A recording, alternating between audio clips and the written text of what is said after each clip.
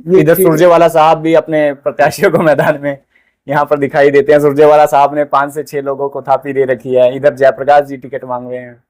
मुझे ये जरूर लगता है कि परिवारवाद बहुत ज्यादा है लोगों में। पूरे क्षेत्र में घूम लेना, जो कह दिया वो कर दिया, झूठ बोली नहीं कदे, किसी को भरमाया नहीं, लटकाया नहीं, किसी को पैसा खर्चवाया नहीं, जिसका काम की हाँ कर दी हाँ, ना कर दी ना। यानी काम होगा तो हाँ, काम नहीं होगा तो ना। थापी वाले बात नहीं है, झूठे फोन वाले बात नहीं है, कि हाँ फोन उठाया, हाँ भाई काम हो जाएगा, लेकिन मिला फोन मिल रहा है या नहीं मिला कि नहीं मिला है, ये बात मेरे पास नहीं। लोग इस बात का विश्वास करते हैं। तो सियासत के दिग्गज धुरंधर कद्दावर नेताओं से आपको रूबरू करवाते हैं और सियासी दावपेच के माहिर नेताओं से आपको रूबरू करवाते हैं। और कलायत की धरती पर और कलायत के सियासी रण में इनेलो ने अपने सबसे मजबूत दावेदार को उतारा है। और स्क्रीन पर जो शख्सियत हमारे साथ मौजूद है वो किसी परिचय के मोहताज नहीं है। चौधरी रामपाल माजरा की किस तरीके की कलायत के इस रण में कूदने की तैयारी है और वो कौन सी रणनीति है जिसको लेकर इस सीट को जीतने के लिए वो पूरा दमखम लगाने वाले हैं, सीधा इन्हीं से बातचीत कर लेते हैं। सर बहुत बहुत स्वागत है आपका। बहुत बहुत धन्यवाद सर। कलायत से आपको मैदान में उतारा, जो पहली लिस्ट में पहला नाम आपका दिखाई दिया, ऐसा क्या कुछ सियासी समीकरण बिठाए गए हैं कि इंडियन नेशनल लोकदल ने अपने सबसे बड़े चेहरे को कलायत में ही उतारा? जहां तक पार्टी का फैसला है कि आप चुनाव लड़ें जी, तो मुझे कलायत से चुनाव लड़ने का निर्णय लिया। आप तो उस जनसभा में थे जी, जिसमें पार्टी की तरफ से मेरा नाम आया जी, और मेरे बारे में यही है कि मैं लंबे समय से राजनीतिक तौर से भी जुड़ा हुआ हूँ, पारिवारिक तौर से भी, सामाजिक तौर से भी। जी, मेरे इलाके में, कैथल जिले में, जिन जिले में पारिवारिक संबंध बहुत है जी, और मुझे आशा है कि लोग मुझ पर विश्वास करेंगे। तो कलायत में आपने तमाम कार्यक्रम किए, चाहे मित्र मिलन सभा की, चाहे लोकसभा में करे, तो लोकसभा में भी आपका जो फोकस रहा वहां पर देखा गया कि कलायत हल्का था और वहां से भारतीय जनता पार्टी हारी भी। तो अभी के सियासी समीकरण क्या कुछ मानते हैं? सामने भाजपा और कांग्रेस में अभी टिकटार्थी हो गया, पता नहीं चल पा रहा है, भाजपा के लिए भी टिकटार्थी काफी है। अभी बीजेपी का और कांग्रेस का उम्मीदवार आना है जी, और भी दलों के उम्मीदवार आने हैं। वोटर फैसला तो कई बार व्यक्तिगत तौर से कैंडिडेट पे भी लेते हैं कि कैंडिडेट उनका कैसा है।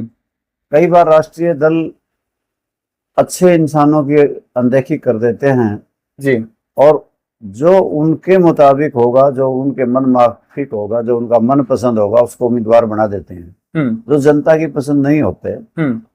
तो ये तो निर्णय होगा जब उनके उम्मीदवार विभिन्न राजनीतिक दलों के मैदान में आएंगे जी, परंतु मुझे इस बात का विश्वास है कि कलायत विधानसभा क्षेत्र में हम अच्छी फाइट देंगे, अच्छा चुनाव होगा। चलिए, इसमें कोई दो राय नहीं है क्योंकि आपके तमाम कार्यक्रम वहां पर दिखाई दिए, राजौंद में आपकी मजबूती दिखाई देती है और तमाम चीजें हमने जब सर्वे किया।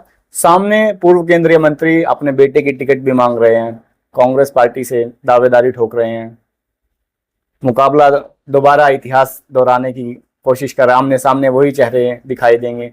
तो क्या कुछ मानते हैं? इधर सुरजेवाला साहब भी अपने प्रत्याशियों को मैदान में यहाँ पर दिखाई देते हैं। सुरजेवाला साहब ने 5 से 6 लोगों को थापी दे रखी है। इधर जयप्रकाश जी टिकट मांग रहे हैं। कलायत विधानसभा क्षेत्र का देखो, कांग्रेस पार्टी का तो फैसला उन्होंने करना है, उनकी पार्टी है जी, कौन होगा, कांग्रेस पार्टी किसको उम्मीदवार बनाएगी। मुझे ये जरूर लगता है कि परिवारवाद बहुत ज्यादा है लोगों में। सब लोग अपने परिवार के पालन पोषण में लगे हुए हैं जी, और मैं ये मान के चलता हूं कि इन बातों का फैसला कांग्रेस पार्टी खुद करेगी। उन पर मैं क्या टीका टिप्पणी करूंगा। और टिकट मिलने के बाद ही लोग मन बनाएंगे किसको वोट देना है। और मुझे ये नहीं लगता कि कलायत विधानसभा क्षेत्र में किसी भी प्रकार से के लोग अब की बार चूक करेंगे। वो भी अपना जिस प्रकार के उम्मीदवार वहां पे पहले रहे हैं जिनकी कारगुजारी ऐसी रही है जो ना दुख में आए ना सुख में आए ना को विकास किया, ऐसे लोगों को लोग मुंह नहीं लगाएंगे। जी, पूर्व राज्य मंत्री भी अपने बेटे का नाम आगे बढ़ाए हुए है भाजपा से। ये उनका काम है। मुझे भारतीय जनता पार्टी के अंदरूनी बातों का ना तो पता और ना मुझे टीका टिप्पणी करनी चाहिए, और ना ही कांग्रेस के अंदरूनी मामलों का पता।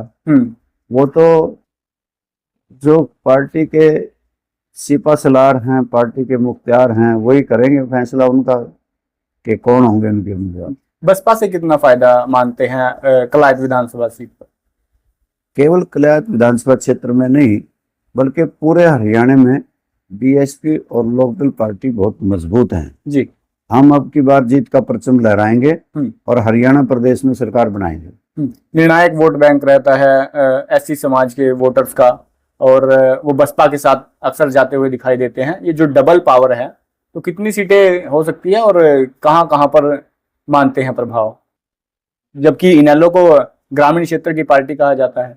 हमने 53 सीटों पे लोकदल और 37 सीट बहुजन समाज पार्टी के खाते में आई हैं जी। हम सभी जगह अपने आप को मजबूत मानते हैं और हम हरियाणा प्रदेश में अब की बार राजनीतिक तौर से उभर के आएंगे और हरियाणा की सरकार बनाएंगे। लगातार आप लोगों से रूबरू होते हैं, आपके कार्यक्रम भी देखे हमने, वहां पर लोगों से रूबरू होने के बाद क्या वो नब्ज टोली गई है कि किन मुद्दों को लेकर मेन मुद्दा रहने वाला है चुनाव का, और पूर्व राज्य मंत्री काम कितना कर पाए उस मुद्दे को लेकर? जहां तक मुद्दे हैं अनेक जी, सबसे ज्यादा तो आपको पता है कि हरियाणा प्रदेश में बेरोजगारी है जी। हमारे स्कूल से बच्चे जो हमने पाल पलोस के बड़े किए थे, आज उनका मोह भंग हरियाणा से हो गया और वो डंकी बीजा ले बढ़ने से पहले चैनल को फॉलो जरूर कर दीजिएगा, और अभी तक की वीडियो अच्छी लगी तो लाइक कमेंट और लेकर के अमेरिका में, कनाडा, ऑस्ट्रेलिया में जा रहे हैं जी। हम पे फौज बची थी उसको भी ठेके पे दे दिया, अग्निवीर भर्ती होंगे 4 साल में रिटायर हो जाएंगे। जहां तक भारतीय जनता पार्टी के खिलाफ बड़ा जन आक्रोश है, सत्ता विरोधी लहर है, चाहे वो मंत्री रहा हो, कोई विधायक रहा हो, लूटने के सिवा को काम किया ही नहीं। आप सब जानते होंगे कि हरियाणा प्रदेश में कोरोना काल में रजिस्ट्री घोटाला हुआ, धान घोटाला हुआ, शराब घोटाला हुआ, खान घोटाला हुआ, खादान घोटाला हुआ, बारदाना घोटाला हुआ, पेपर लीक घोटाला हुआ, सफाई घोटाला हुआ, रिचार्ज घोटाला हुआ, तालाब खुदाई घोटाला हुआ। अनेकों घपले और घोटाले इस सरकार में हुए हैं। इन्होंने पंचायती राज को लूट के रख दिया जी। कि जिला परिषद हो, ब्लॉक समिति हो, चाहे पंचायतें हो, जब चुनाव नहीं हुए थे उस अंतराल में एडमिनिस्ट्रेटर थे, इन्होंने खूब पैसा लूटा है। ये तो अब जब जाएंगे वोट मांगने के लिए तब पता लगेगा कि लोग इनसे कैसे व्यवहार करेंगे जी, क्या क्या सवाल करेंगे। आप किसान कमेरे वर्ग की आवाज उठाते हैं। पहले देखा कि राजौंद में महिला कॉलेज को लेकर विवाद हुआ और राज्य मंत्री उस समय महिला एवं बाल विकास मंत्रालय उनके पास था कि क्यों विफल रहे उस मामले को सुलझाने में? कोई भी ऐसा मामला नहीं जिसको सुलझा पाए हों, और लोगों की मांग थी कि कॉलेज ऐसी जगह बने जी, जहां पर लड़कियां ठीक से पहुंच सकें, सुरक्षित हों, नजदीक हों, बस स्टैंड के पास हो जी। उसको लेके विवाद था, और आज भी लोगों के जहन में ये बात है कि कॉलेज वहीं बनना चाहिए जहां उपयुक्त स्थान है। वो आज तक भी नहीं अनसुलझा हुआ है। अनेकों अनसुलझे सवाल इस चुनाव में सामने आएंगे, और मैं ये बात आपको नहीं, आपके माध्यम से भी नहीं, मैं तो पहले से ही लोगों में जा करके मैंने ही हर गांव में इनकी जो भ्रष्टाचार इन्होंने किया उसको उजागर करता रहा। जी बिल्कुल, ड्राइंग रूम की राजनीति वाले नेता तो हम भी आपको नहीं कहेंगे। आप लगातार धरातल पर और किसानों के साथ वहां पर भी अक्सर मुद्दों में दिखाई दिए, और किसान आंदोलन के बाद आपने भारतीय जनता पार्टी से इस्तीफा भी दिया। ऐसे कुछ घटनाक्रम ये बयां करते हैं कि आप धरातल के नेता हैं। तो अभी किस तरीके की तैयारियां हैं सर, और कितना आश्वस्त है जीत को लेकर? जहां तक सवाल है तैयारी का, लगातार लोगों के दुख सुख में शामिल होता रहा हूं। शायद जिन्होंने चुनाव लड़े थे वो कभी गए भी नहीं, जिनकी जिम्मेवारियां थी जी। कि वो जनता के दुख सुख में शामिल हों, परंतु वो ना किसी कहीं दिखाई नहीं दी। मैं ऐसा आदमी नहीं हूं कि लोगों की नजरों में गैर हाजिर हूं कि वह न जाने कहाँ चला गए। लोग सब जानते हैं वो यहीं किसी गांव में होगा, सड़क पे होगा, किसी दुख में होगा, सुख में होगा। मतलब चुनावी मौसम वाले नेता नहीं।